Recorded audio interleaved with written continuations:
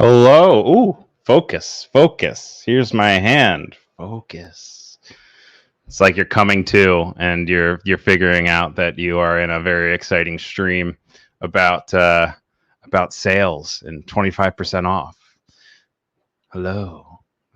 How's it going? My name is Ryan. I am your host. Normally we have Lloyd with us, but Lloyd is up in the air. He's in the Mile High Club, but not the. Yeah, he's in the air.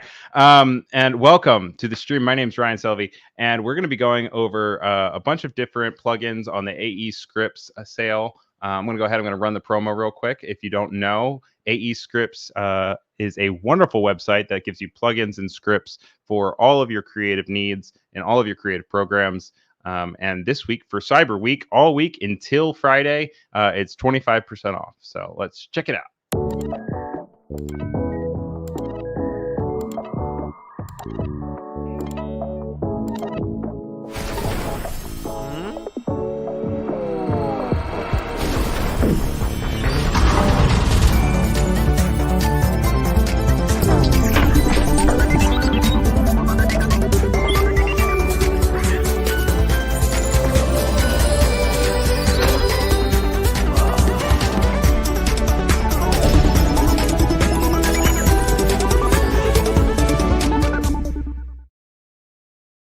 Well, A hearty hello to a bunch of people in the chat over on YouTube and on Behance. We are simulcasting to the aescripts YouTube page. If you don't already follow them over there, make sure you go subscribe. It's youtube.com/aescripts. They're really good at uploading videos of plugins, and when there's deals, we'll be going over the deals today and some of the things that are uploaded to the YouTube page. But it's a really good resource to find new things, find new workflows for you, and speed up your process and bring your products to the next level. If you're watching over on YouTube, make sure you go check out my Behance. It's behance.net/Ryan Selvy, and I stream normally on Tuesdays, Wednesdays, and Thursdays at 4 p.m. Eastern time. It's a privilege to be able to come on here and host here for the Cyber Week sale. You might have caught our sales from earlier in the summer when there was this summer week of sales. There's like 4 different ones. We did the last 2. We did live streams. It was really fun. We have some repeat offenders here. Unlike those sales where it was dedicated to only a few plugins, this time it's site-wide except for a very few amount of exceptions, but generally it's the entire site, 25% off. Make sure you use the code CYBER in checkout to make sure you get that 25% off. So as you guys saw in the opening, we have Plug and Play, Chris Vranos, Steve Kirby, and Romain Cousin coming on the show today. And before we get to them, I just want to touch on a few other plugins that we have that are worth noting, but we don't necessarily have the person coming on and talking about it. The first one I want to show you guys is Projection 3D.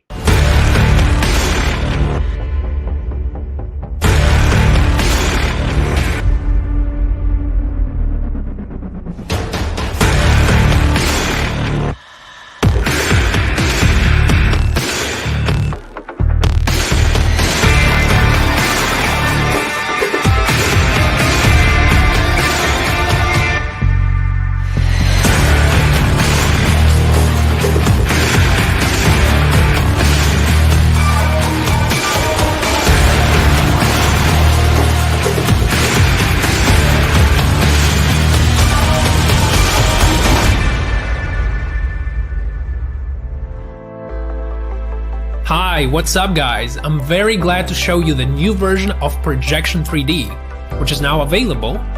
And it's great news because the new version will definitely speed up your workflow and it will help you make more lively and vivid scenes. So let's talk about everything in order. Often users struggle matching cameras, especially beginners. And we thought, why waste time matching cameras? So we came up with FSpy integration. FSpy is a free camera matching software. So you can go to fspy.io and download it to your computer, and then you just drag your image into the software window, match these lines, then save it as JSON file, and then you can use it in After Effects and match your camera with very high precision, like 99% accurate.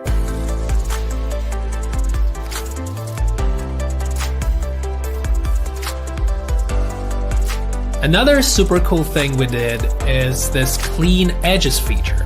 Now you no longer need to animate masks to clean up edges. Remember how boring and time consuming it used to be? See, that's how we did this castle, this Coliseum scene, and this car right here.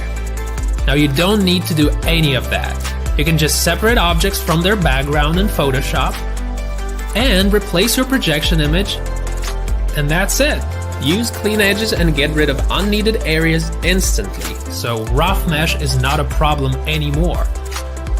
And you can finally forget about this headache. How cool is that? We always listen to you guys, and we make your wishes come true. That's why we did yet another fantastic piece we call Independent Object. In the new version of Projection 3D, you can now animate individual things, like this car, for example, or this ship. So this will certainly make things look a lot more real now. I'm sure you guys know how hard it can be sometimes to work with round objects, especially when those objects are distorted or uneven. This was a problem we just had to take care of. And now, problem solved, because now we have Mirror Path. And mirror path allows you to fix rough parts and create very accurate copies. It's a very useful utility because, as you know, often round objects don't look so round in pictures. And they're like everywhere. Glasses of beer, cups of coffee, cookies, or church domes, for God's sake. And sometimes there are dozens of round objects on a single picture. So now it's a lot easier to work with those, and it all thanks to mirror path, which is simply amazing. All right, I'm going to cut it off there just because we have a few other guests coming on. But I did want you guys to see a lot of the new features that are coming with Projection 3D version 3, which is normally $85. If you already have a previous version, you can already upgrade for a discount. And then on top of that discount, with the cyber deal, you can get another 25% off. So let's say that you don't already have one, but you want to get into it. Normally it's 85 bucks. This time you can get it for $63, which if you just look at any of that footage, it's incredible, because sometimes you get these really static images and they're beautiful images, but they completely take away from your video editing. And, you know, you want to put like a Ken's Burns on it, but like that only goes so far. And so this is really a cool way of really easily and efficiently taking a static image and making it feel like a 3D pan that you have in a drone or on a gimbal. And the work that it does is really, it's incredible. So that's by Dataworks Studio. And I realized that I said hello, but I didn't say hello to people individually. So I wanted to do a quick shout out to everyone that I can see in the chat, from Brandon, Romain, who's going to be on later, and Art of Design over on YouTube. And then over on Behance, we have Randall, Odari, Sky, who am I missing? Cherry, Mercurial, Steve. It's really good to have you guys here. Sky's already saying that F-Spy looks awesome and that he needs that in Cinema 4D. Yeah, the beauty of it is that it all works already inside of your After Effects. So you don't even have to hop out into Cinema 4D if it's something that is already being built in there. So that's really convenient. I can see how you would also want that in a 3D program. But it is a really nice, efficient, and seamless connection between After Effects and a 3D solution without having to hop over. Like I said, we're going to bring Chris in here in just a second. But before we do that, I want to do the one other plugin that we want to highlight from Dataworks Studios, which is After Keying. And this is a really good tool for all of the video editors out there that are using green screen, and you don't want to have to go through the mind-numbing alterations and modifications that you would normally have to do. So let's check it out. After Keying, your next level compositing skill. With AK, you can get some truly amazing results in just about no time.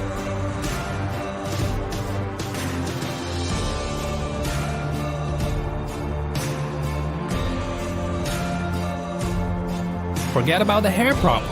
After Keying will bring back those lost details in a jiffy. In most cases, you don't have to do multi-part green screen keying with fine-tune anymore. Change clip black and clip white without worrying about losing any details.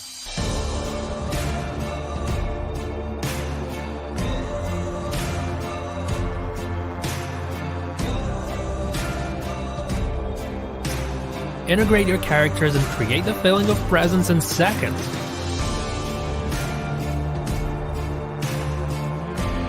Create the right mood with atmosphere within a few clicks, even with your characters in the distance. In addition, with this tool you can integrate into your scene atmosphere anything you want.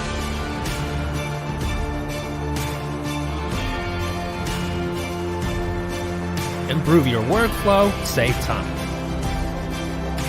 After Keying, available on aescripts.com. All right, and so I threw that link in both of the chats. So if you want to check that out, check it out on aescripts.com/afterkeying.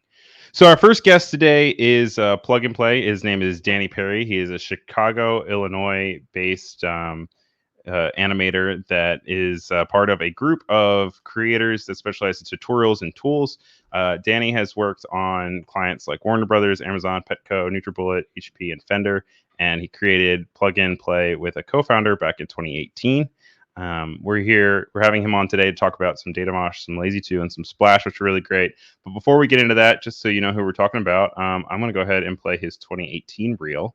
It is a few years ago, but it is the one that he has up on his website. So if you want a different one, got to update your website, dude.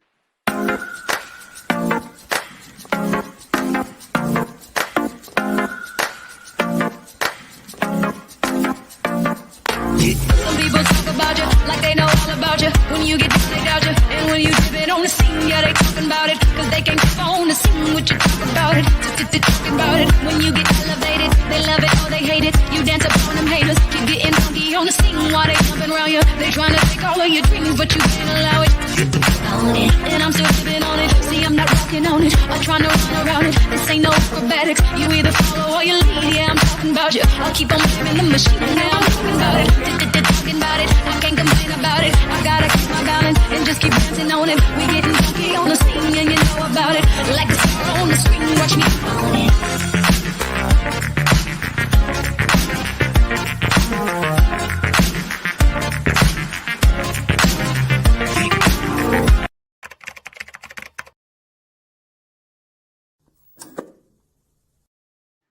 All right, please welcome Danny Perry. Hey, Danny, how's it going? Hey, Ryan, thanks for having me on. Happy to be here. You caught me off guard a little bit with my 2018 reel there, but I thought all of it was stellar, so I didn't feel bad about it. I saw it and I thought that it was a really good reel. I'm sure that you probably have stuff that you have that is either next level from that, but just the fact that there was so much in there that was impressive, I thought it was worth having. Oh, thank you. Yeah, that was a younger time of my MoGraph career. I was working at this cool startup company in Lexington, Kentucky, and we had some really phenomenal clients there. And so I got to touch some really cool brand names, just being a young little animator, fresh in the industry. Yeah, no, I loved how it went from like Sandwich Day to like French Montana, which I was just wouldn't necessarily put the two together. But yeah, so in 2018, you parted ways with them and you created Plug and Play, which you said is a group of After Effects creators that specialize in tutorials and tools. You want to talk a little bit about why you created it and a little bit about Datamosh before we cue that up? Yeah, absolutely. So my journey into the After Effects third-party kind of tool industry was back in 2017. Actually, I was really just getting my feet wet with After Effects for about 3 years at that point, and that's when I first started doing it a little bit more professionally. And I started out with Lazy, and that was kind of just a very much an MVP, very much a minimal viable product. It was very broken, had a lot of issues, but it was a good segue to getting myself into this really cool, fun, rewarding industry. And yeah, so that was 2017. I ended up leaving that startup company in 2018. And at that point, I had started this Plug and Play brand with my co-founder at that point, who was the developer. And I was more of the branding and MoGraph specialist. So we kind of meshed that way. But since then, I've actually kind of bought him out and now run the brand solely by myself with the help. Wow, congratulations. That's awesome. Oh, yeah. Thank you. I appreciate it. It's been an exciting year, to say the least. Well, I like how you mentioned that Lazy was one of your first ones. I know you've updated it since, and it now is definitely a robust plugin. Let's check out that trailer, and then we can talk a little bit about it.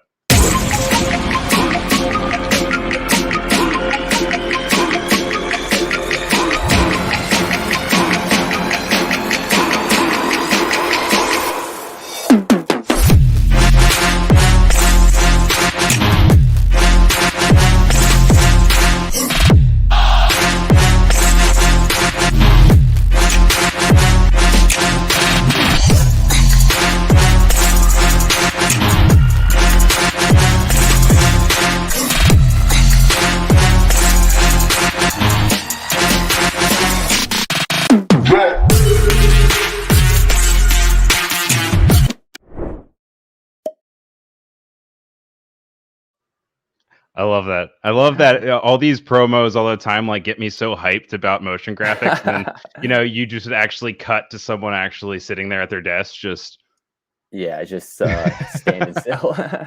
Yeah. But this does introduce a lot of really great workflow tools that are helping your ease of life. I think that it does a really good job at being a side companion. Mm. Um, and this basically just came from things that you wanted to see in After Effects yourself, right? Yeah, absolutely. So this was the 2017 tool that I started with, and I was obviously easing is such a fundamental practice in motion graphics, and I kept just distributing layers across the timeline with the cursor, and it's taking forever. There was a tool at that time called Rift, and I still think it's available. Really nice tool. They do a bunch of great stuff. But they had the distribution of layers, that offsetting layers functionality, but they didn't allow it to be on a Bezier curve. And Bezier curves are all over the place in motion graphics. So I figured, let's try just offsetting these layers with a Bezier curve, and it ended up working really well. I remember like first reaching out to aescripts at that point, and Lloyd's like, "What? We already have flow. Like, there's already easing in After Effects." I'm like, "No, man, no. Like, this is different. You gotta listen to me." And so he heard me out, and ended up liking the idea, and it's definitely been a really supportive figure in the whole plug and play brand career. But yeah, Lazy 2 is definitely meant to just add another dimension basically into the After Effects easing workflow. So it works for it works for layers and keyframes as well. And so it's really fun to just use it to offset, whether it's a text animation or a bunch of new objects entering the scene. There's a lot of practical uses for the tool, and it's very much a utility, so it doesn't have the flashiness that Datamosh does, although I tried to incorporate that in the branding a little bit. But yeah, I enjoy it. I think that some others enjoy it as well. But yeah, happy to bring it to the market. Yeah, no, I think that you saying that it's not flashy is a little bit underselling it. I think that it's something to be said about nice, clean UI and the accessibility of being able to use the Bezier curves. I think it's also really nice that you are able to go in and you can save your own curves that you can then later come back Yep. for in a project. And I think, yeah, as long as it works, it's all that's really most important. I'd rather it work than it be extremely pretty with a bunch of animations and then not work, Sure. Yeah, we took a lot of inspiration from the After Effects UI and try to replicate Mhm. it with this tool, which is what we've done with most of our tools. Like, we don't want it to, we want it to be nice and pretty and a little flashy, but still at the same time, like, look cohesive within the workspace.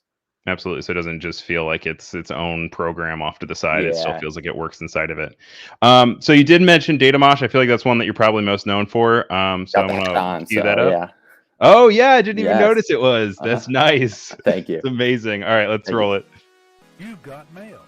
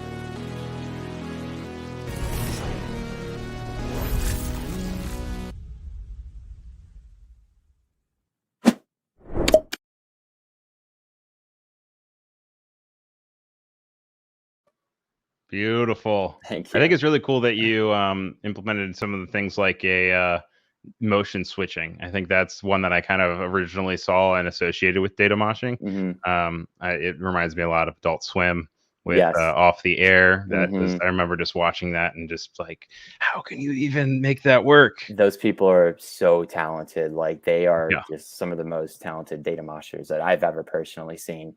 And there's some others out there, but Adult Swim is really just a spectacular series. They have fun with their video editing. Yeah. And it was always funny because I'd be working on these really boring clients and I'd be looking for inspiration. And I'd be pulling up like this stoner, trippy looking Mhm. video that's 15 minutes long, but just like, oh, like, I want that. I want to do that. And the cool thing about your plugin is that it makes it so easy. Obviously, Mhm. it is a little hard on the computer because you're doing a lot of work, but Mhm. it can make some really beautiful results. This is the second version. When did you launch Datamosh 2? That was in 2018, right when we basically formed Plug and Play. That was kind of our, we had just redone Lazy 2, I believe, and then we did Datamosh 1 then as well. But yeah, Ryan, you hit the nail on the head there. We definitely try to kind of bring data moshing to the mainstream. Typically, this is like a really convoluted process to do. If anyone here is a glitch artist, you're probably familiar with Ava Dimux, and that's like the OG tool for data moshing, and really brought like the art form to like the limelight a little bit. You have like pieces such as ASAP Rocky's Lamborghini High, which is pretty much all data moshing, and Oh that yeah, blew I up with saw that. Epic. Yeah. Unfortunately, that wasn't us, but I do know the editor who was a part of that project, and I certainly DM'd him like, "Yo, dude, you gotta be using my product." He's like, "Oh hell yeah, this is epic." So It's um, just funny to see like rap videos and then kind of dissect. I love watching music videos and seeing the choices that people make, but it's oh always yeah. fun to see something that I don't know. Data moshing's kind of nerdy, and then Mhm. it has now completely transitioned into cool. So it was weird to see this transition. You're like, oh, it's in hip hop music videos now. Yeah, Like it yeah, is. yeah. It's made the full transition. Uh-huh. No, it's definitely like a niche type of effect. It's certainly not for every project. But it's really fun to see the different applications that people have been using it for. Obviously, like music videos is kind of the first thing that comes to mind just because I felt like how flashy it is and like trippy. But one of my favorite campaigns that has been associated with Datamosh is AT&T has been running this pretty big campaign that's been like showcasing what your Zoom calls might look like if you use their competitor service, and it was like it was some like face getting data moshed, and it's like you don't want your videos to look like this, so don't You're like, use people actually T-Mobile. pay me to make their videos look like that. Thanks, AT&T. Yeah. Yeah. All right. Well, we are a little short on time, so I'm going to make Yeah, sure we sure. play Splash real quick. Mhm. But I do want to highlight right before we do that this Datamosh 2 plugin has over 60 different moshing algorithms that come complete with Datamosh 2. And you guys continue to add more with every update. And so it's something that is continuously developing. And as you guys have seen in previous stuff, with upgrades, you get a discount as things come and upgrade, so that it's still accessible. But even by itself, it's already so slam packed that it's a deal for what it is. But let's check out Splash real quick before we say goodbye.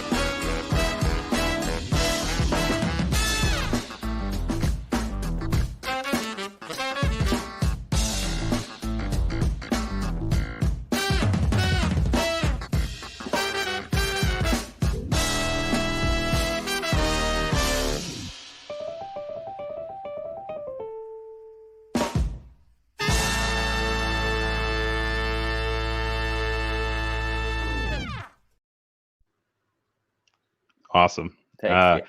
Yeah. The other thing that I know that you can also do with Splash is you can set it as a matte, and you can kind of reveal things with liquid Yes. transitions, which is really cool. Hmm.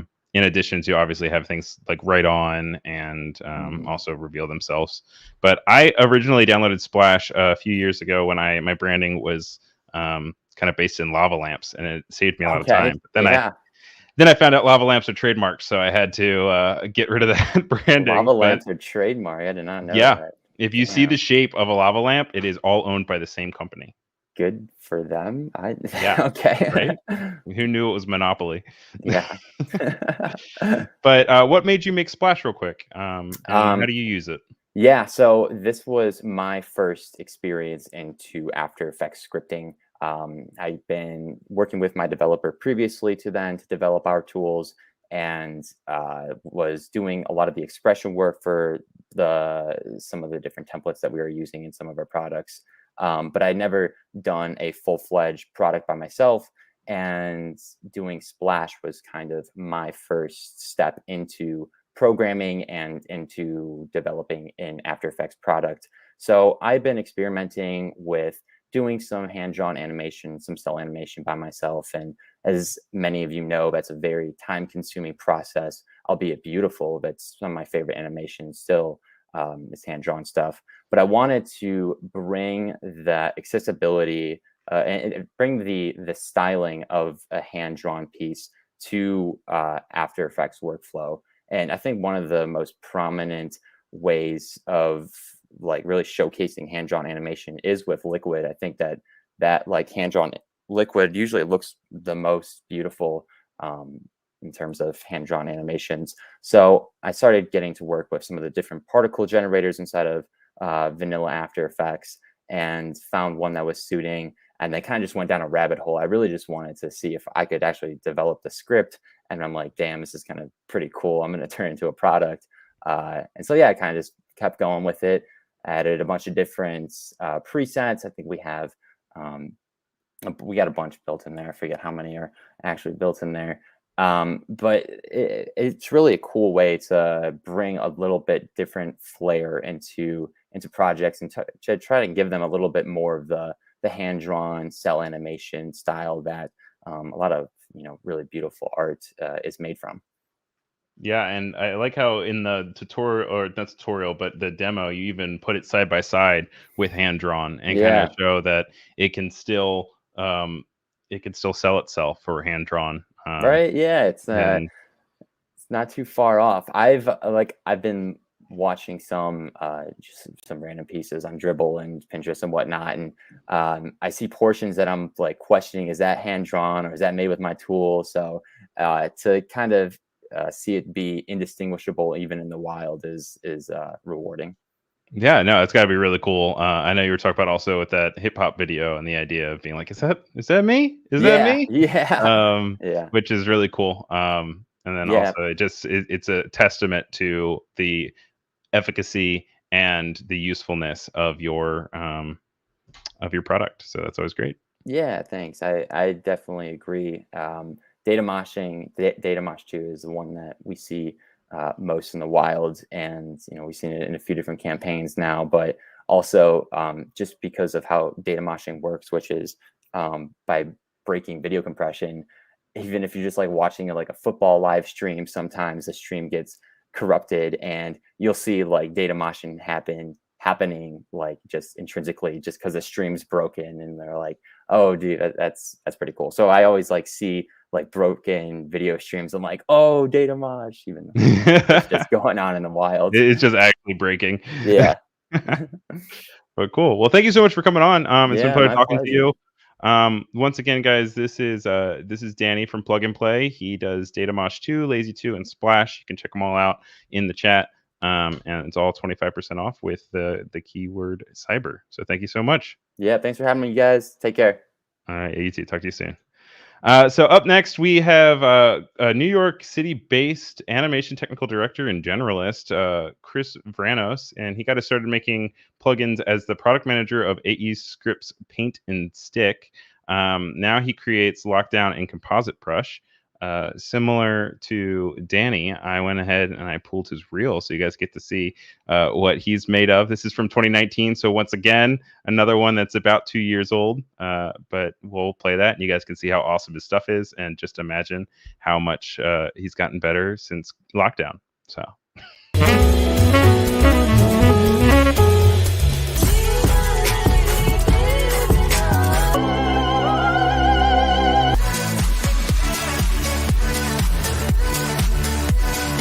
today I woke up glowing, feeling like I'm made of gold. Today I woke up glowing, feeling like I'm made of gold. I got a lot that's on my mind, I just don't say it though. You are Hotbot.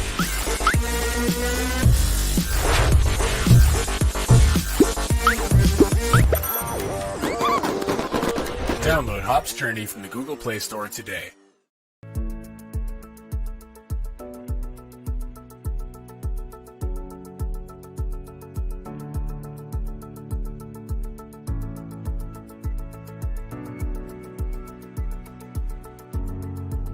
Need an accurate key in After Effects?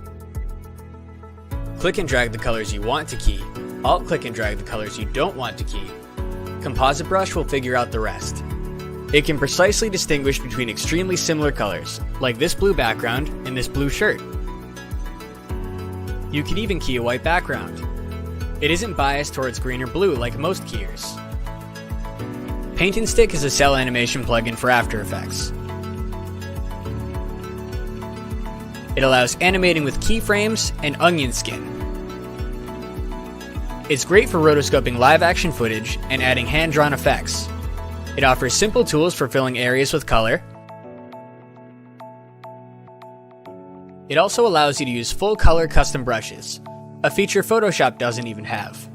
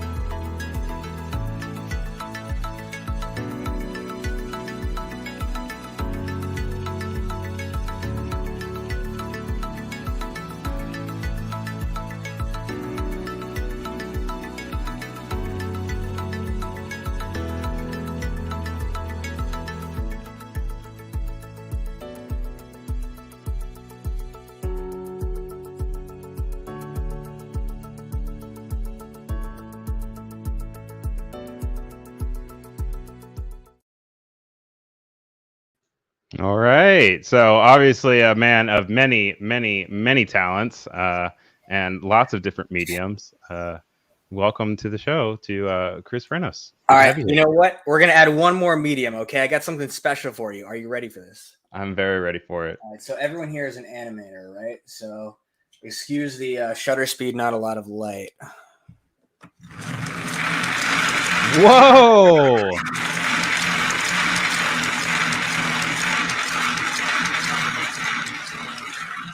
Did you 3D print this? Yes. Well, this is actually my friend Gavin who designed it, but I 3D printed it. I did this project with him recently. See if I can That's really cool. Yeah, I know. That's pretty sweet, right? So I'm kind of moving out of the digital world into the physical world, at least in my hobbies. Mm-hmm. Yeah, no, it's amazing how fluid it is as well. It like doesn't seem. I'm always so amazed by those, how it feels so natural, and your eye does all the work. Yeah, it's all about the surfacing, is knowing what to print against the bed and what kind of surface bed to make sure it's just completely smooth. Yeah. Did you have to sand that down? No, actually, because if it presses against aluminum, then it's going to print really, really smooth. Hold on a sec.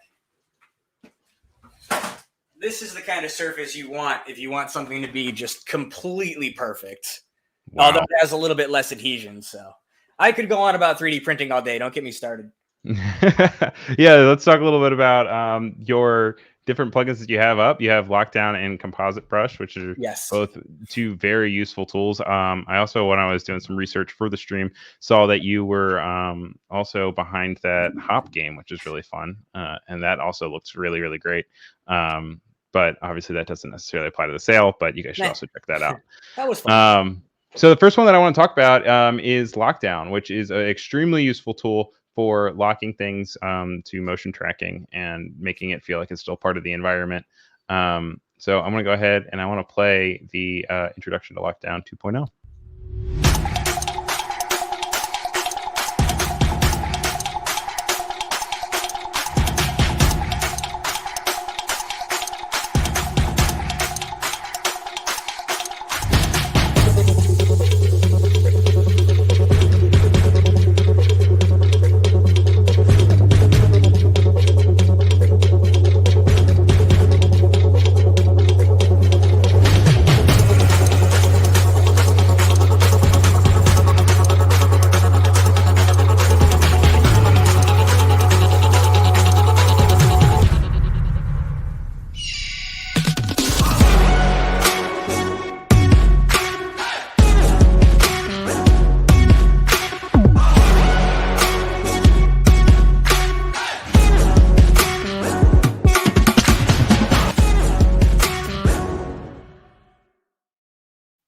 An immensely powerful tool. We went a little bit over this on the summer week of sales as well when it was on sale earlier.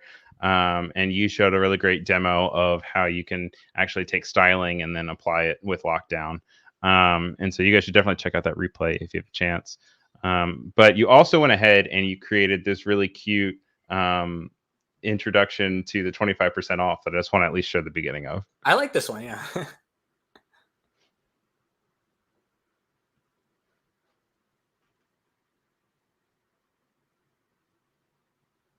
Although I don't know if the audio is working for it, so we could probably just actually just talk over top of it. That's okay. Yeah, I know this is showing that our new feature set is for UV. So see how it's gridded on the right, so it really lends well to, well, animation.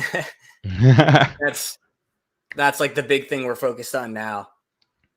And just being able to have that seamless sweep too, as it still feels like it is in the space, and you can have cameras move, and it still remains as part of the entire grid. And yeah, no, it's really incredible stuff. So normally it is, I have to put actually the link to it in the chat so you guys can check it out. But if you guys use the keyword cyber when you check out, you get 25% off. Normally, what is it, 99 normally? I think it's $249 normally. $249 normally. Wow, sorry, I don't know why I thought it was 99. So normally it is $249. But it is immensely powerful. It is more than anything you will ever get out of any of the motion tracking in After Effects. This thing has a whole grid. I mean, you guys saw it on that Rhino when it was starting in the very first one. It can take really complex shapes, or even the coffee, where it goes along with the liquid. And so what kind of prompted you to create this plugin, and where do you see yourself using it? It was funny that you brought up that shot. You brought up my demo reel, and there's that one watch shot where you probably saw in the raw footage there were like 8 tracking markers, and that was the shot. That was the shot that just aggravated me to no end, because I had to do like 4 different planar tracks and stick them on there. And my initial goal was like, okay, we just need to make a mesh tool for After Effects without a tracker in it, just so we can animate a mesh. And I had no intention of ever building motion tracking software, but we tried to export tracking data. Well, actually, wait. So first we jumped in head first without thinking, and we made the mesh tool, and it was working really nice. And then we tried to export the tracking data from After Effects, and we couldn't find a way to do it. It was all hidden really deep down into the API. So then we had no choice, either abandon the project or make our own motion tracker. And then one thing led to another, and customer requests, and then it took off way more than we expected. So now it's our company's main focus. I mean, that's the dream, right? Yeah. Just being able to kind of pull that up. I'm pulling up a few different of the little examples that you have on your actual product page. And for this one, it's actually talking about choosing and changing a lockdown frame. And so this is where you go up into the properties panel to actually lock down the source material, right? Right, yeah. So you basically choose which frame you want to stabilize, and then it's going to hold that part still for you so you can paint over it. That's the idea. That's the main concept, is that there's two thoughts behind motion tracking. One is you take a graphic and you attach it to like a null or something, and then it follows along.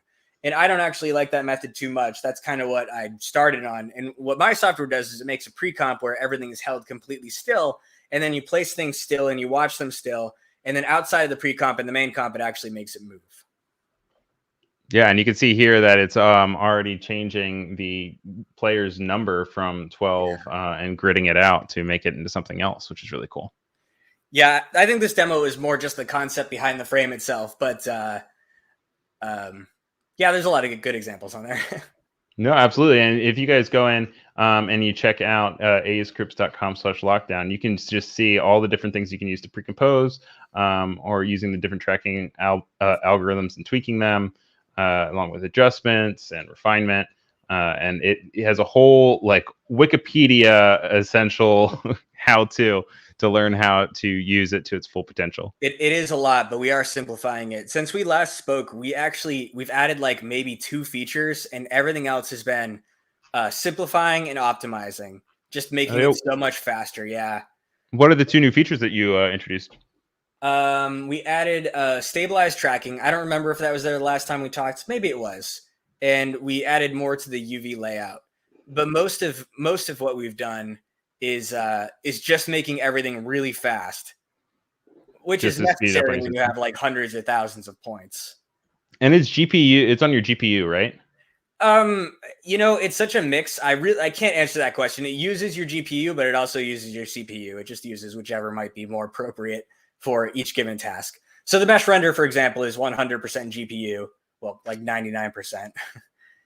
And that's because that's something that's been pretty precedented with GPU rendering. The tracking can be a mix of both. But you've been working on different efficiencies also to just kind of get it there so it speeds up and it makes it easier to both interact with and also have your system control, right? Yeah, and then we also spent a lot of time in the last few months getting it working for DaVinci Resolve. Oh, yeah. And how's that going? Pretty good. It's out there. And I believe... Congratulations. Yeah, that's supported too. So this is, as we're showcasing it right now, it's for the After Effects. But if you actually go over into Chris's author page, you can go to and you can see that DaVinci Resolve is also available. And you can download it and use it in there for when you're using your different programs. And, obviously I'm an After Effects guy, but there is a continuing, growing audience for DaVinci Resolve. And then the one other thing that we want to talk about real quick is your composite brush. So we can go and we can actually cue that up, and then we'll talk a little bit about it.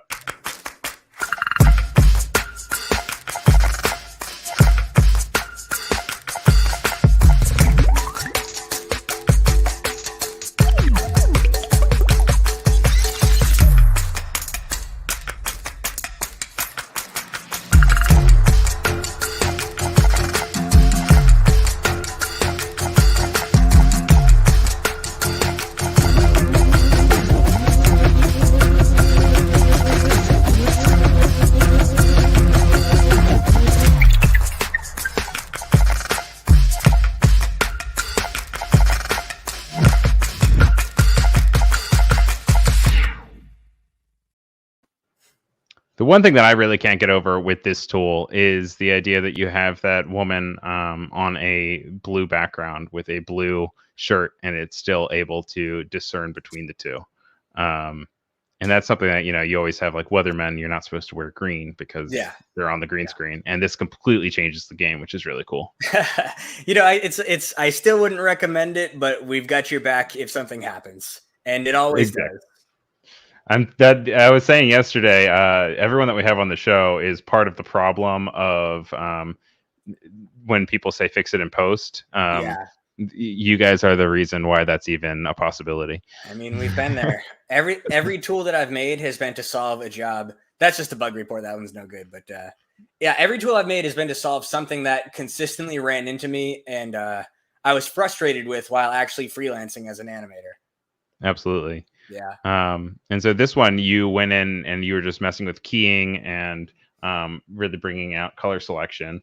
I know you can also take it to use color selection and key it out, so then you can then go in and change the color on focus things. But those would be the two main uses you would say for composite brush, right? Yeah, I'd say so. And then a lot of 2D animators use it too. For whatever reason, you see a lot of times in 2D, they'll render something out of the cell animated program, and you know how there's usually like a fill color or a bunch of different fill colors. They might have to change that in the composite a little bit, so that's an easy plugin to do the selection and tweak it or add shading to it. I find that a lot. I mean, it's beautiful that you can kind of jump industry. I know that we already talked about how you, as a creator yourself, jump industry, but it's also cool to know that your piece can also be used in just full-on animation and being able to bring things in and help with workflows. If it's video, it will work. Yeah, right. And then there are a bunch of reactions also on there so that you guys can see in the product page. There is Game Changer. Why didn't this exist 10 years ago? This needs an Oscar is my personal favorite. And maybe in due time, we can get you there. But normally it is $99. That's the one I was thinking about. But since it's 25% off, you can get it for about $75. Just use the word cyber during checkout. So, yeah. Well, thank you so much for coming on. Was there anything else you wanted to talk about, either with Composite Brush or Lockdown, before we say goodbye? I can't think of a thing, but good to hear from you. I hope everything's going well over there. Yeah, no, it's great. I mean, it's you're just a rock's throw away. So maybe next time you we'll upgraded your camera too. Like, yes, thank you. Yeah, I just got it from B&H Superstore this weekend during nice the lens. crazy Very sales. nice lens, yeah. So thank you, I appreciate that. I'm very excited about it. So all right, well, we hope to talk to you again soon. Make sure you guys check out Chris on aescripts, and you can also find some of his links. Where can we find you on your socials? Just on Instagram, it's just Chris Vranos. So Instagram /Chris Vranos, and then Twitter also Chris Vranos, and then that's pretty much all I have for social. So oh, perfect. All right. Well, thank you again for coming on the show, and I'm sure we'll talk again soon, because every time we have these sales, you obviously are a superstar for them. So right, it's great to have you on. So I appreciate it, and thank you for sharing your reel of your penguins. Yeah, I'll bring. You want to close with that real quick? Can we see it one more time? Okay, sure. Let me.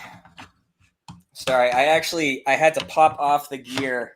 Oh, to show the bottom of it. Yeah, to show the surface. So it's okay. It's okay if you play me off. Okay. All right. Well, thank you anyway. It is wonderful having you. And wait, looks like you almost got it. No. You know what? If you check out my Instagram, I actually have a series of 4 of them, and they're really cool. And one very cool. 700 RPM, and could probably like take a finger off. Whoa! Well, please watch your fingers. Yeah. I would hate to be a casualty of your go check penguins. that out. This was actually one of the better projects I've worked on in the last few years. Well, very cool. All right. Well, you take care, and we'll talk to you soon. All right. Take care. Bye. Oh wait, there it is. See, you got it right away. Too amazing. All right. We just need Morgan Freeman now to voice this through. All right, later.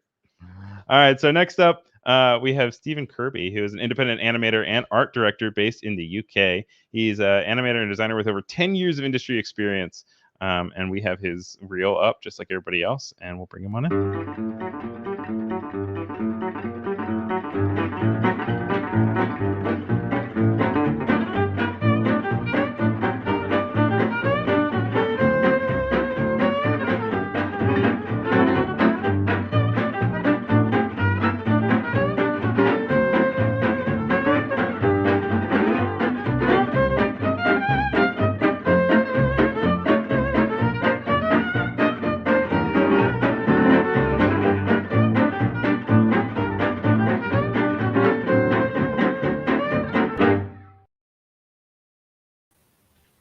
All right, how's it going? Welcome to the stream, Steve. Thank you. How you doing? How you doing? Thanks for staying up late for us, by the way. I know it's kind of late over the pond. Oh, that's okay. I'm a bit of a night owl anyway. All right, well, we have that in common, which is good. And then obviously we also have a lot in common as far as motion graphics, because you have created some amazing tools. I personally use PenPal in my own workflow, but we're going to be going over Limber and PenPal today. But yeah, no, you just want to kind of introduce yourself and kind of what got you into developing plugins for aescripts? Sure. a bit like Chris was saying just a second ago, I think that both of my tools that are on aescripts grew out of kind of slight frustrations that I had with my own workflow and sort of problems that I was needing to solve and then finding ways to solve. And then at some point I sat down and thought to myself, there's a gap here. There's a problem that I think a lot of people, could benefit from having solved, and it's worth dedicating some time to. But probably one of the main differences between me and most of the other guys you're going to be having on the show is that I'm not really a developer. I'm an animator, and I have learned a little bit of scripting, but both of my products are collaborations with other well-known developers, right? So Limber is actually written by me and Mike Overbeck, and PenPal is written, well, it's actually, the script itself is entirely written by Thomas Sinkunas, or Render Tom, who's got a lot of great products on aescripts. But PenPal was kind of mostly my idea. I don't know, let's say 60% my idea. So in both those cases, I approached people and sort of said, hey, do you want to work together on something? And in both cases, I really enjoyed that process as well. I think we both partners are able to bring something to the project. Yeah, especially important to have somebody who is so ingrained into the industry for animation, and to know that you're going to be firsthand benefiting from something that you're creating that comes from concepts to reality, and working with different developers to make that a reality is really cool. I know that character animation in After Effects itself is something that is done a lot, but doesn't have that much native support for. So it's really cool to see products like Limber be introduced into the market to make it really easy. Before we talk about it more, though, I do want to go ahead and play the trailer for it, and then we can talk a little bit about it.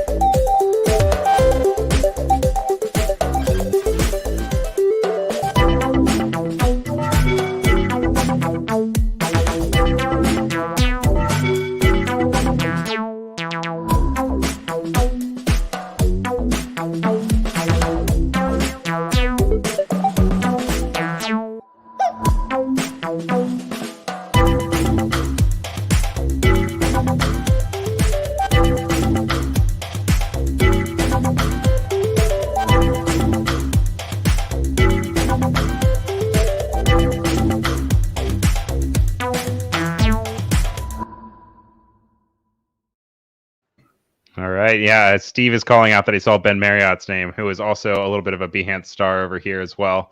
And so obviously that is some serious praise.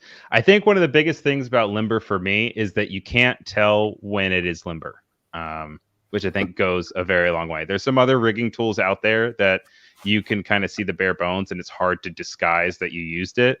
Limber in itself works so seamlessly with so many different styles that it's really cool to just see that you can really integrate it into any workflow, which is nice.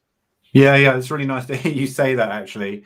And that's specifically, what we were trying to bring across in that video that you just played, which I think we released a couple of months ago.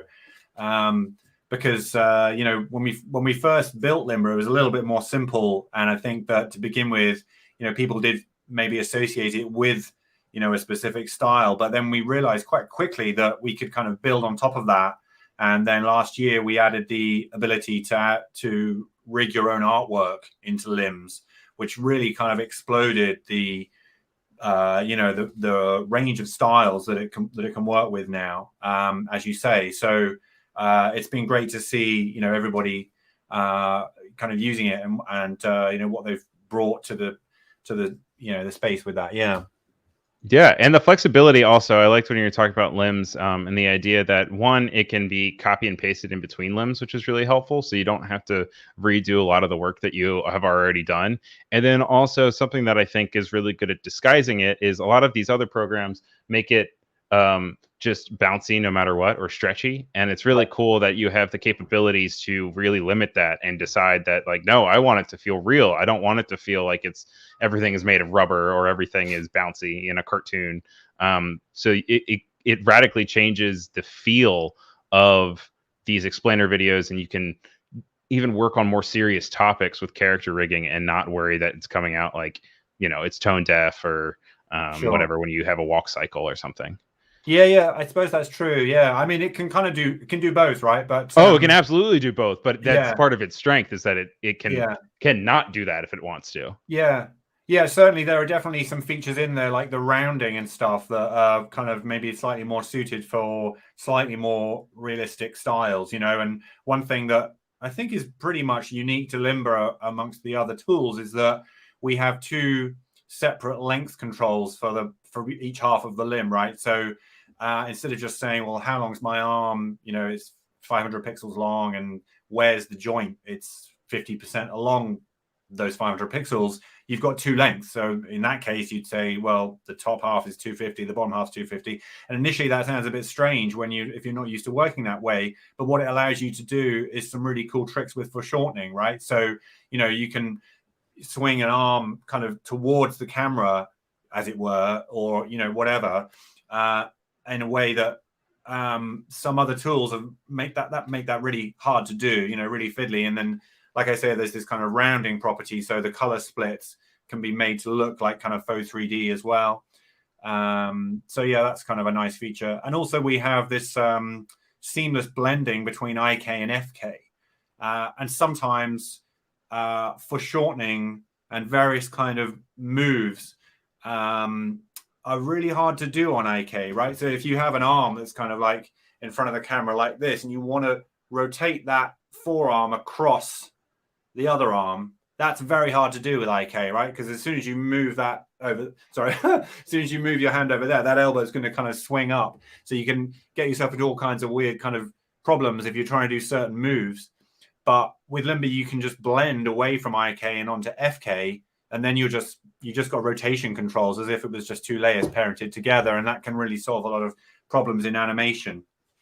Yeah, and I wasn't going to name drop here, but Reverb Mike did it for me. That he's used Duik for years, and he says this seems easier. And I didn't want to light them on fire, but I do think that Limber does a more efficient job in making things more accessible. And I think that your call out specifically of having 3D environments that aren't actually like, rigged to be then in a 3D environment that doesn't really feel right, and it feels like you're creating a wonky project file. Limber really excels at being able to make that still just feel like it's all within the same range, and being able to adjust those for foreshortening and breaking the idea of the 2D feel, which I think is really strong. Cool, thanks.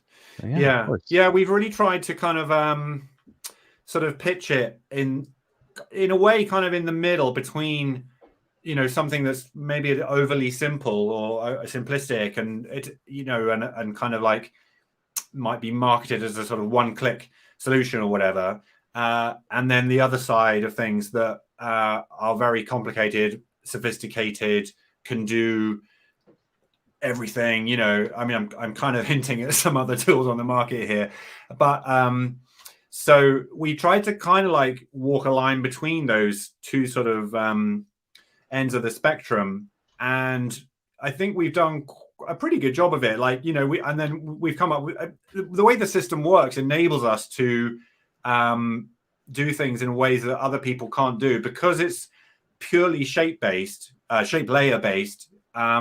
We can kind of rig up paths in ways directly that, with other tools, they have to sort of have nulls to control them, or parented layers or whatever. So Limber has this nice system where most of the time you just have three layers, your end controller where your wrist is, the start controller where your shoulder is, and then the limb layer itself, which has, both parts of the limb in it.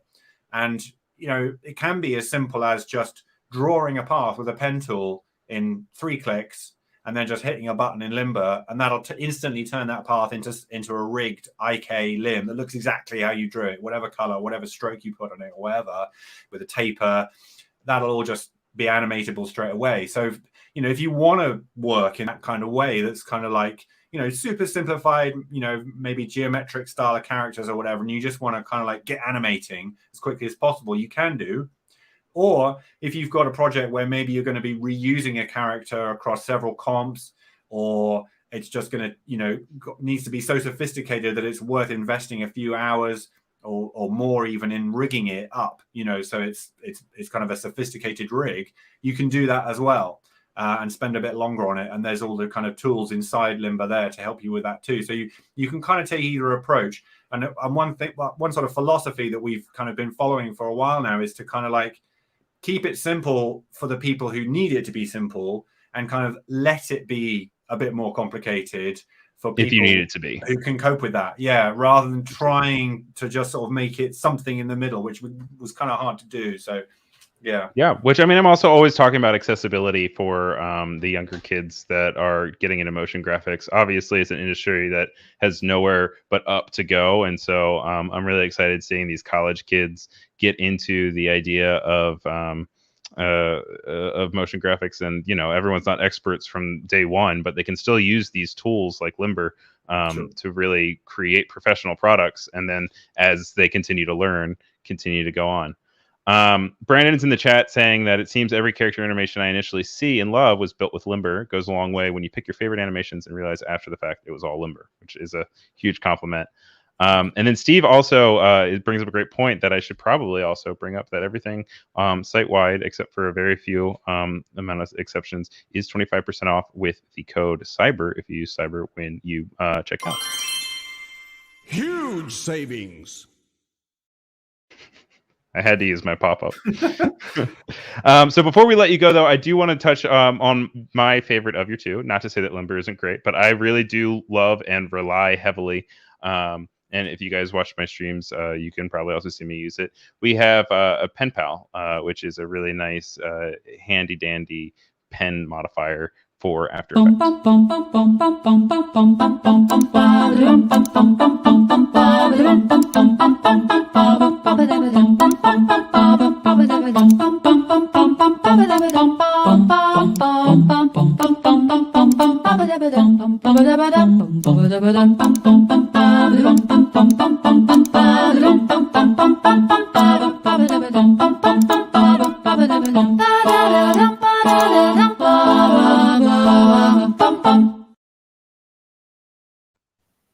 Kind of Christmassy music. It's not supposed to be, but just since it's December now, I'm like, oh yeah, it's on. It's on brand. Rob's asking how long the cyber code is active. What's the time frame of the sale? Until Friday. So you've got all week. So you can check out everything and find the ones you want, load up your cart, and then if you decide that you want more on Friday, you're still good to go. But let's talk a little bit about pen pal real quick. You obviously created it because you were probably animating within After Effects and growing a little frustrated with how it doesn't work like Illustrator. Yeah. And you made that solution, right? Yeah, exactly. I mean, I've been using Illustrator actually slightly longer than I've been using After Effects, but basically both of them my whole career, and always kind of together and in tandem. So, back in the day, I was importing Illustrator layers and then turning them into shape layers, and so on. And, at one point, if I wanted to kind of edit a path in a sophisticated way that was already in After Effects, I'd have to kind of copy that path, paste it in Illustrator, try and paste it back, and it would kind of jump around, or something be the wrong direction, or something weird would happen with it. And then also, sometimes that just wasn't possible because I was at such a late stage of animation that the whole shape layer was all kind of like parented to something else and rotated or whatever. I just needed to kind of make some kind of adjustment to it that required a precision that somehow After Effects natively just didn't have. I would continually find the snapping in After Effects really frustrating. The objects snap well, right? Especially with they introduced some new snapping a while ago, and that's fine for objects and stuff. But once you start playing around with the actual tangents and points inside a path, the snapping goes kind of off unless it happens to be parallel to the comp, you know. So yeah, and there was a number of other things that I found frustrating time and time again, like, you know, just wanting to make a semicircle. You'd kind of delete one point, and then you'd still have the tangent handles on the others, and there was no way of zeroing out one tangent handle. Yeah. So there were so many things that I would just kind of like make a mental note. It was more just a mental frustration than a note, and then they built up. And I was aware that Thomas had some kind of mad skills with matrix math and stuff, which I won't go into, but he made this tool called Hooker a while ago, which is a great tool, actually, not enough people use. And he tweeted some things about how he'd made it. And I kind of thought, you know, that would, like, I can see how that could be used, that kind of back end that he'd built, or what I thought it was, how that could be used for something else as well. So I approached him. There wasn't really anyone else that could have done it, I don't think. And he said, yeah, let's do it, you know, and he had some other ideas of his own that he brought to the table, and we worked together. I designed the UI and you know, everything, and then he's done all this incredible math that helps you accurately deal with your paths.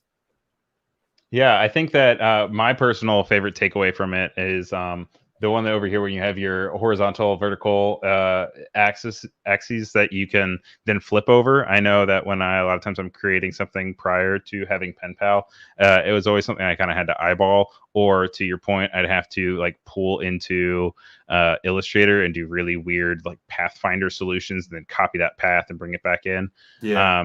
And I don't know how you guys pulled off the math to do that, to then just tell After Effects to do what I want it to do. But it's amazing to just see it click and then it just snaps over, and then all of a sudden you have something symmetrical that previously had to be only look like it's symmetrical, but in reality was just an eyeball. And that's one that I can, now that I've had, I can never live without.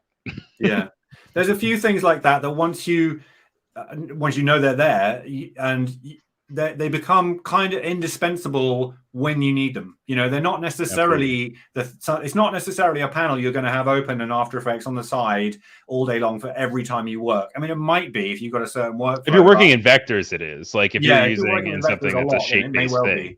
Yeah. But you know, I do find that we sell a lot during the sale, because I think people kind of like think, oh yeah, I've needed that. You know, I didn't need it last week, but I needed it last month, kind of thing, or whatever. Right. And so they pick it up in the sale, and then I think they continue to find uses for it throughout the year. Just earlier today, I was playing around, and I needed to basically kind of duplicate a path and then join it to its own duplicate, right? Like the same, it was like a curve, and I wanted it to be joined to another curve like that up the sides. But there's no way of kind of like doing that. You can't copy and paste some points and then join them to others. So I was like, what? So and then I was remembered, as it were, that we added that into PenPal not just shortly after release, I think version 1.3 or something. So I could just use PenPal now, and then you separate the path into two with this kind of split button, and then do whatever you need to do. I just moved it down a bit, and then you can recombine them now, because there's a join button in there as well. I mean, that's just one function. There's a whole load of functions in there that when you need them, there's just no other way of doing it. Absolutely. And thank you for making that a possibility. Like, honestly, it's fantastic. I just want to do a few call outs from the chat before we say goodbye. I know Diego's here saying so cool. Umacorn saying that's interesting. Reverb Mike is with you on the idea of saying that he's not a fan of snapping. And I think that, you know, to your point, it's something that you're not always going to have open, but it will make your life a lot easier, and it'll save you a lot of literal hours if you once you get used to it and you learn. And it's not that hard of an onboarding either. The tools kind of do what you expect, and the UI is great. So make sure you guys check it out. So, all right. Well, thank you so much for coming on, Steve. Is that a figurine of what's his name from the comic book? I know it. Tintin. What's his name? Tintin. Do you know that when the creator of Tintin was writing that comic, he had never been to America before? And he didn't really know what it looked like. So he was just like drawing wildly outlandish things. He's like, yeah, it's America. He had never been. Yeah, there is one called Tintin in America. I think it's got a wigwam on the cover. Yeah, no, just why not, you know? But yeah, well, there's more than one dubious cliche in It's Oh getting a no, bit for old sure. now, But the movie's good. I actually even liked the movie that came out a few years ago. That I was great, surprised. wasn't it?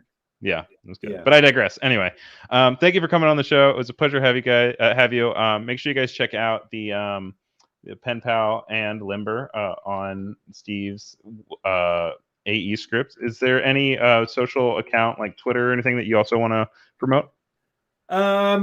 Well, there's me personally on Twitter at Steve Kirby, and then there's also accounts for Limber, which is at Limber Tools as one word on both Instagram and Twitter. Oh, perfect. All right. Well, make sure you guys check it out. Thank you again, and I hope to talk to you soon. Cool. See you soon. All right. Thanks. Have Ryan. a good one. Bye. And so for our very last person that we have today, very excited to have him on. Thanks for your patience. I know we're going a little bit longer than we normally do. But I do want to bring on Romain Cousin. He is a French freelance motion designer behind Randomatic and Keystone. It's a pleasure to have him on. Welcome to the show. Hey, how's it going? Hey, Ryan. I'm doing great. And you? Thank you. Yeah, thank you. I mean, just like Steve, thank you for staying up so late. I know that it's getting closer to midnight over there. No problem. No problem. But how you been? I'm good. I'm good. I'm really glad to be here tonight. Yeah, no, I want to make sure that we have plenty of time to go over Randomatic. It's something that is a very similar tool to Limber in the idea that you don't really realize how useful it is until you use it. I got it during one of the summer sales, and I've used it for some of my like starting soon animations when I just need things to move around, but I don't want to just put a wiggle expression on them. So let's check out the trailer for it real quick, and then we can talk a little bit more about it.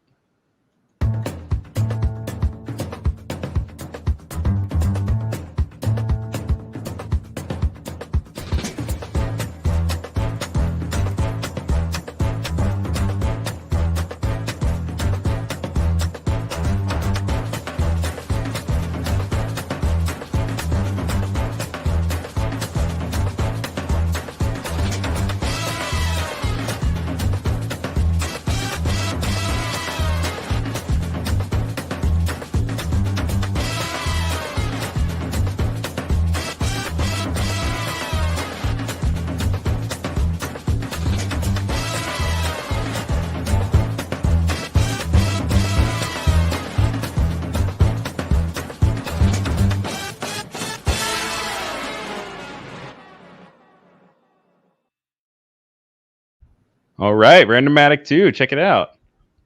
It's fun music. I like critiquing all the different trailers that they have for all the different plugins. Now, is that something that you created, or did you outsource for that?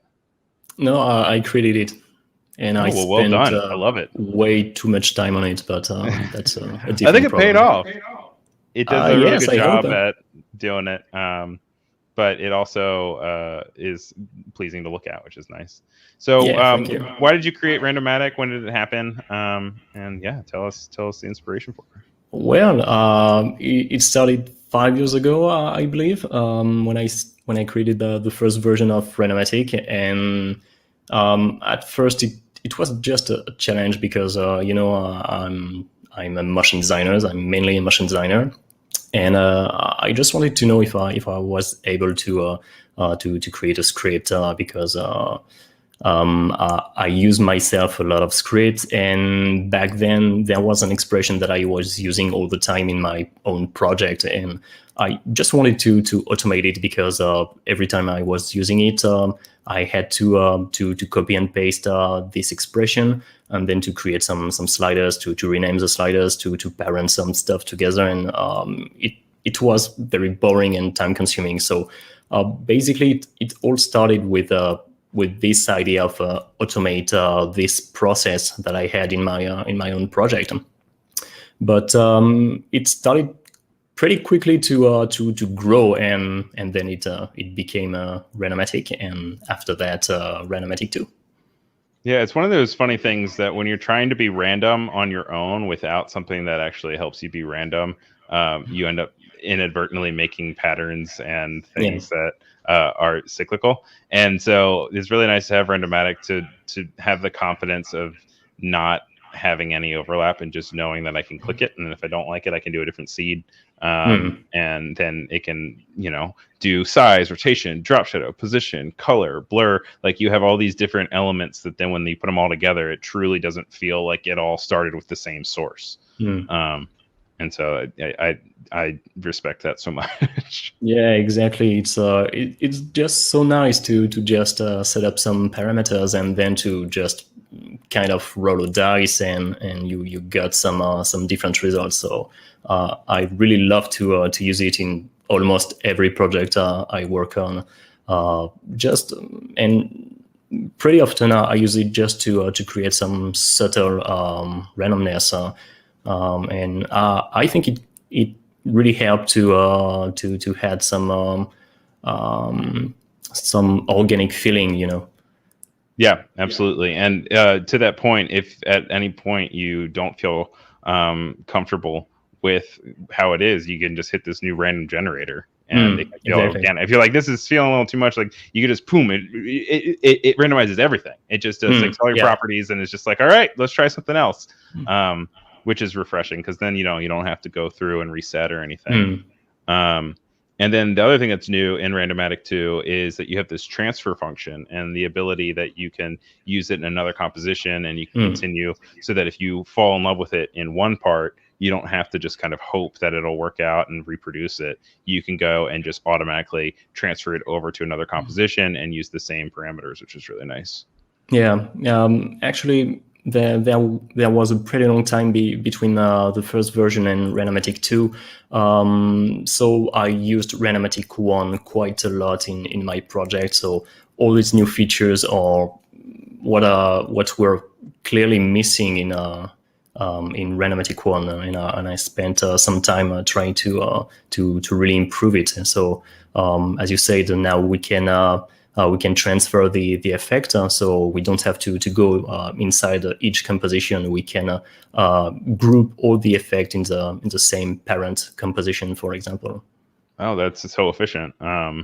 It can get so messy to have pre-comps and having to dive into them and adjust things. It's nice to be able to go to the parent and just affect everything. One last thing that I want to talk about real quick with Randomatic as well is this ability down here with layer management, and the idea that you can use offset for your layers. I know a lot of times I'm creating something and I want things to pop in on the screen, but I don't want it to all feel like as I created them and I go down that, all the circles kind of feel like you can tell where I started.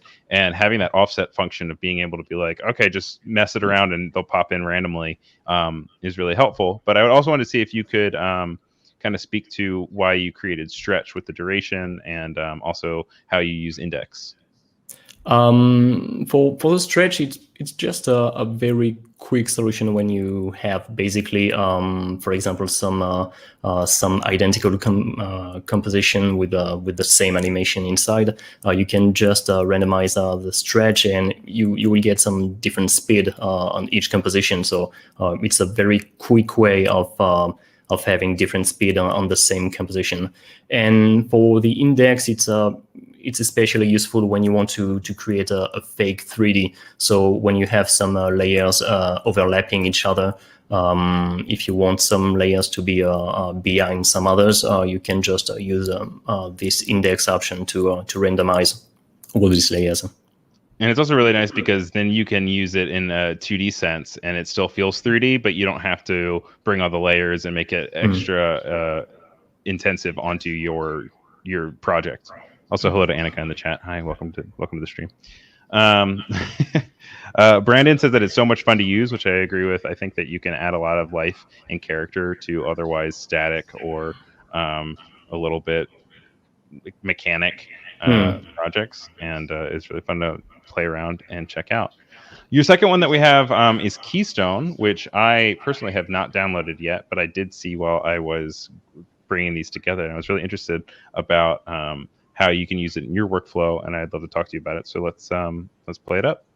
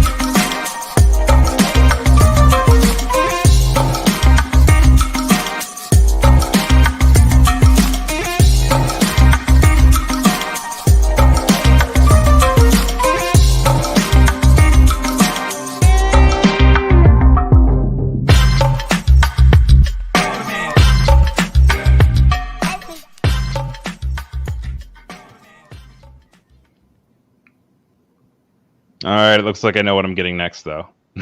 It looks very cool. I love how you're able to apply the same keyframes right from the beginning onto multiple layers, and even though they're not in the same time, they can then take the information of being unique to the time code of the source and put it right at the beginning, which is extremely useful.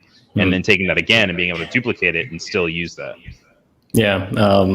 Actually, I started developing Keystone with this copy and paste feature because in a lot of my project, I love to offset the layers, and pretty often when I want to update the keyframes, I have to delete all the keyframes and then to recopy and repaste all the keyframes, and then to move the keyframes to the input of each layer, and it's very time consuming. So I wanted to create a script to again to automate this process, and again, like Randomatic, it quickly evolved to do something else, to something really bigger. It's kind of funny because Randomatic and Keystone are kind of opposites. Where Randomatic, you don't want to have much control. Keystone provides the solution to having things very meticulously spaced out and timed exactly when you want them to be timed. And so they can work together and they can help complement each other, I'm sure, as you can kind of also use keyframes within Randomatic that then can be controlled from Keystone. Yeah, it's funny. I never thought about it that way, but yeah, you're right. Yeah, absolutely. It's just one of those things that like you subconsciously probably did, and it just fills the whole spectrum, which is really nice. And then you also have K-bar support, which if you guys aren't familiar with K-bar, it's a really easy, helpful accessibility for After Effects.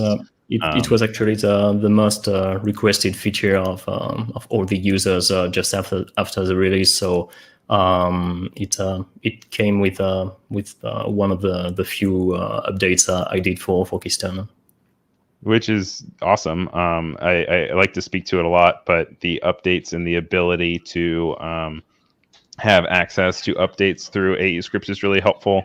When you download a plugin, as long as it's within the same version, if there is an update from a developer, you can always go in and have it updated, and it'll just get a little blip on the aescripts plugin manager, and then you update, and then you get new features, which is really nice. The last thing I want to talk about real quick, though, is also the ability to mess with the curves within the program. Obviously, you're looking at keyframes, and you know that underneath it all is the curves. But it's really nice that you have these shifting objects where you're able to kind of visualize the actual acceleration and movement of these keyframes better, and you can still use Keystone to help manage that and shift it. Yeah, and actually, before creating Keystone, I didn't truly realize how much After Effects can break all these curves, and I think this animation is a very good example of how things can get messy when we move the keyframes manually. And so with Keystone, when we use the shift option, it really helped to maintain all these tangents. But with all the other features, it also helped to maintain these tangents. It's not only the shift options. Yeah, no, particularly what this animation right here is showing with under the miscellaneous section of being able to just have a straight tangent between 2 points. The constant speed. I think it's a community favorite tool of Keystone. Just because it's one that like kind of similar to when we were talking about Pen Pal earlier, when you're working with vertices and you have to kind of eyeball it. You can get it to be pretty close, but it's really nice to have a button to just be like, okay, no, just between these two, I want to keep my curves elsewhere, but not in between these two, which is really nice. Yeah. So and actually, awesome. The UI is great all the time. Yeah. Oh, well, I mean, that's a testament to it. If you use your own product, then you know you did something right. I was talking about the constant speed. Oh, yeah, no, I mean, anything within the same product, and just being able to use a feature, especially if it's highly requested, is admirable. I'm definitely going to check this out. If you guys use the code Cyber when you check out, you can get up to 25% off. And then also, you can see that it has a special upgrade price. So if you've had it in the past and this is a new version for you, you can get 25% on top of that as well. But cool. Well, thank you so much for coming on the show. Was there anything else you wanted to touch on regarding Keystone or Randomatic before we say goodbye? I think it's simply the best time of the year to get it. So don't hesitate too long. Take advantage of the sale. Romain still gets a nice pretty penny in his pocket, which is the least what we can do for all the hard work. Thank you for providing these tools and making animating key frames a lot easier, and then also making my randomness a lot more accessible. Thank you. So, all right. Well, have a great night. Thank you again for coming on the show. And we hope to see what comes up next in the future. Okay. Nice. All right. Take it easy. Bye. Bye. All right, guys. Well, that's it for day 3. Thank you so much for tuning in and checking out. For those of you watching on YouTube, you can catch the first half of this broadcast on the replay. It looks like there was a hiccup in actually broadcasting for the first one for Plug and Play, but we had a really good time with Plug and Play at the very beginning. We had a big highlight also on Dataworks Studios. And right before we go, actually, I do want to play one more from a different developer called aescripts, and they do auto sway. I have used auto sway in my own personal projects to easily create a swinging function, and you would be amazed how much you can actually get from this product when it's not just like a flag. You can use it to the arms, you can use it with text. Check it out.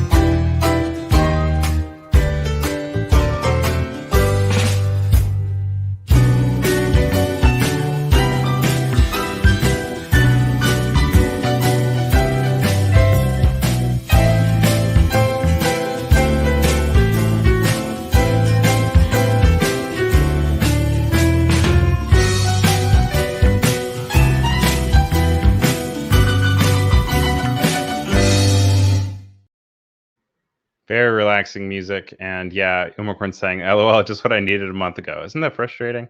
But now you know it exists. And to Misty's response, he said, can you please put these links in Discord? Absolutely. I will put them all in my Discord. Everyone from today. We had works from Dataworks Studio, aescripts, Plug and Play, Chris of Vranos, Steve Kirby, and Romain Cousin. We went over some really cool stuff. I hope that you guys found something that you might like. Just remember to use the code CYBER when you go and check out for 25% off. Huge savings. And if you're watching over on YouTube, give me a follow over on b.net/Ryan Selvy or behance.net/Ryan Selvy.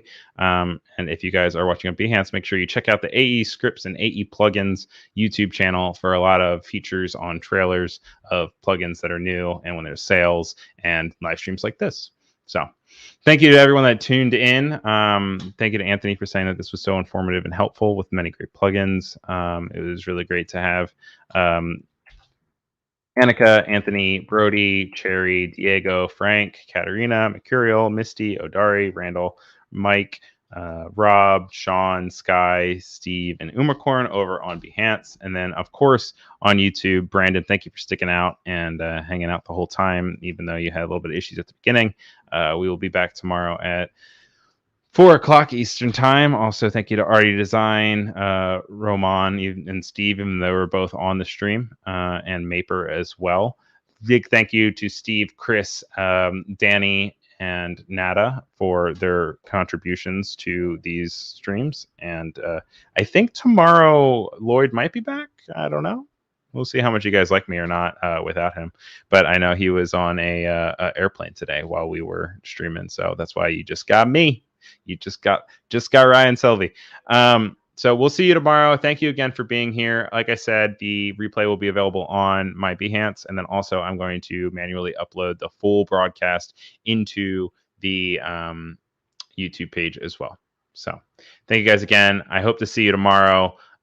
Make sure you explore aescripts.com. I'm going to play the promo to sing us out, but have a great day and check out lots of cool plugins. All right. Bye.